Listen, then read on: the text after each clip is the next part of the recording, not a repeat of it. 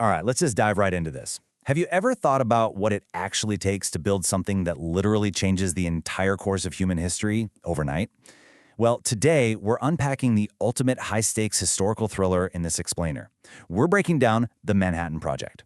Now, this wasn't some abstract, science experiment in a quiet, sterile lab. No way. It was a desperate, frenzied race against time to create the ultimate weapon before the enemy beat us to it.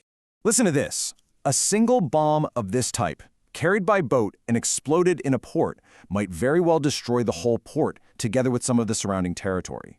Now, what's absolutely chilling about that is who actually wrote those words. That was Albert Einstein, back in 1939, writing directly to U.S. President Franklin D. Roosevelt. And this terrifying warning? It was the spark. It was literally the inciting incident that kicked off the entire global atomic race. And just look at how incredibly fast the dominoes fall here. August 1939, Einstein sends his warning. Barely a month later, September 1939, Hitler invades Poland, and bam, World War II begins in Europe. Then, December 1941, Pearl Harbor is attacked. The United States is abruptly thrust into the conflict. The global situation deteriorated practically overnight. I mean, this was no longer just a theoretical physics problem. It was a ticking clock, a very real existential threat. Section 1. Building secret atomic cities. So, how do you build a weapon that doesn't even exist yet, using science that isn't fully understood? Well, you claw back what you fear is an 18-month German lead by pulling out literally all the stops. Now think about that for a second. We're talking about mobilizing more than 600,000 people, basically out of thin air. And a colossal logistical nightmare of that scale requires extraordinary leadership. But the two men chosen for the job couldn't have been more different if they tried. On one hand, you have General Leslie Groves, an authoritarian, decisive military engineer who, by the way, had just finished building the Pentagon. And on the other hand, J. Robert Oppenheimer, a sensitive, multilingual physicist who loved reading poetry in his spare time. Against all odds, Groves saw something in Oppenheimer's drive that made them the absolute perfect engine for this massive project. And if you want to talk about sheer, staggering scale, look at this number, $2 billion. Now, to put that into perspective, remember that this project started with a measly initial budget of just $100,000. It quickly ballooned into this unprecedented massive gamble. They weren't just buying test tubes and chalkboards here. They were securing an unlimited top priority supply of raw materials and literally building entire hidden cities from the ground up. Because, let's face it, they couldn't exactly construct this stuff in downtown New York. They desperately needed massive, isolated, top-secret buffer zones. Why?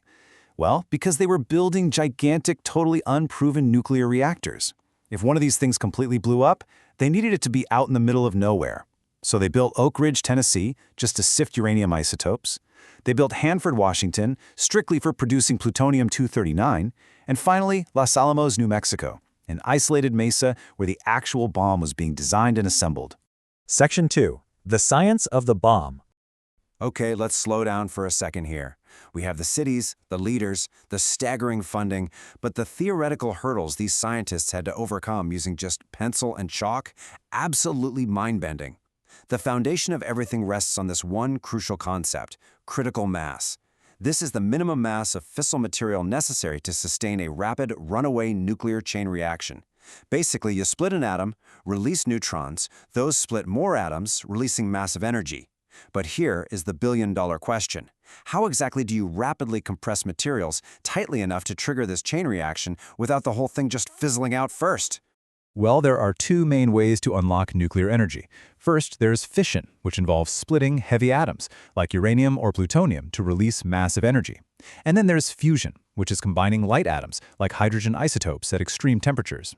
Now, the scientists of the Manhattan Project focused squarely on fission.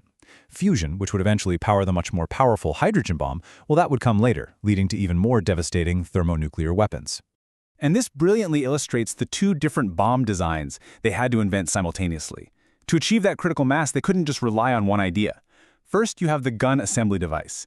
This literally fires one piece of subcritical uranium down a barrel into another piece. But they soon realized plutonium was way too unstable for that method.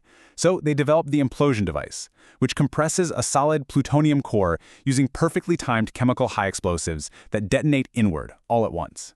They had to build both designs simply because, honestly, they had no idea which one would actually work. Section 3. Spies and the Global Race. Yeah. While the scientists were furiously doing the math, the geopolitical clock was screaming. The US wasn't just racing science. We were racing the Nazis and the Soviets. It was a full-on spy thriller. General Groves actually created his own covert military intelligence unit called the Alsos mission. Led by physicist Samuel Goodsmith, they literally embedded scientists with Allied invasion troops. Their goal: storm into Europe, interrogate captured Nazi researchers, and physically seize German nuclear assets. In one crazy covert raid, American troops crossed right into the Soviet-occupied zone in Germany in the dead of night just to steal 1,200 tons of German uranium right before the Red Army could get their hands on it. But the Soviets were incredibly cunning too, and how they figured out the US secret, it's like a classic Sherlock Holmes mystery. Soviet physicist Georgy Floryov noticed that all Western physics journals had suddenly just stopped publishing articles on nuclear research. The silence was deafening. It was the classic dog that didn't bark scenario, proving beyond a shadow of a doubt that a massive top-secret American atomic program was already underway. So Stalin immediately launched his own spy network. And the ultimate betrayal, it actually came from within Los Alamos itself. Klaus Fuchs, a trusted, brilliant physicist working on the very core of the implosion device, committed ultimate treason. He casually walked right out of the most secure facility on Earth, met a courier at a bridge in Santa Fe, and handed the blueprints directly to the Soviets. I mean, think about that. He handed over documents that saved the USSR an estimated 18 months of research and $26 billion. Section 4. Trinity, Hiroshima, and Nagasaki. Eventually, the theoretical race ended, the science was finalized, and the terrifying reality arrived. At 5:30 a.m. on July 16, 1945, the Trinity test proved the implosion design actually worked. 21,000. That is the TNT tonnage equivalent of the first atomic blast in the New Mexico desert. It was so unfathomably powerful that it completely vaporized the 100-foot steel tower holding the bomb, and it actually fused the surrounding desert sand into solid glass. The world had literally never seen anything like it. Just weeks later, theory became horrifying warfare. The uranium gun assembly bomb, Little Boy, was dropped on Hiroshima, causing an estimated 70,000 instant deaths. 3 days later, the plutonium implosion bomb, Fat Man, was dropped on Nagasaki, killing roughly 40,000 instantly. And these numbers, they don't even capture the tens of thousands more who succumbed in the following months to the horrific, unprecedented agony of radiation sickness. The human cost, the sheer destruction, was absolute. And this fundamentally altered global geopolitics, literally overnight. At the Potsdam Conference, right after the successful Trinity test, President Truman casually mentioned to Soviet leader Joseph Stalin that the U.S. had a weapon of terrifying effectiveness. Truman used the bomb's success as the ultimate diplomatic trump card. The war with Japan was ending, but this exact moment, this flexing of ultimate military superiority, well, it effectively started the Cold War. Section 5. A New Nuclear World. The Manhattan Project was officially disbanded shortly after the war, but Pandora's box was already wide open. Everything had irreversibly changed. Just look at Operation Crossroads in 1946. The U.S. military tested atomic bombs on 80 decommissioned World War II naval ships at Bikini Atoll. And what's truly eerie about this is that while the blast didn't physically vaporize or sink every single ship, it really didn't matter. The lingering, invisible radiation saturated the lagoon, turning the surviving vessels into lethal, radioactive ghost ships. It was a terrifying realization for military strategists. Against an atomic weapon, traditional defense is completely, utterly hopeless.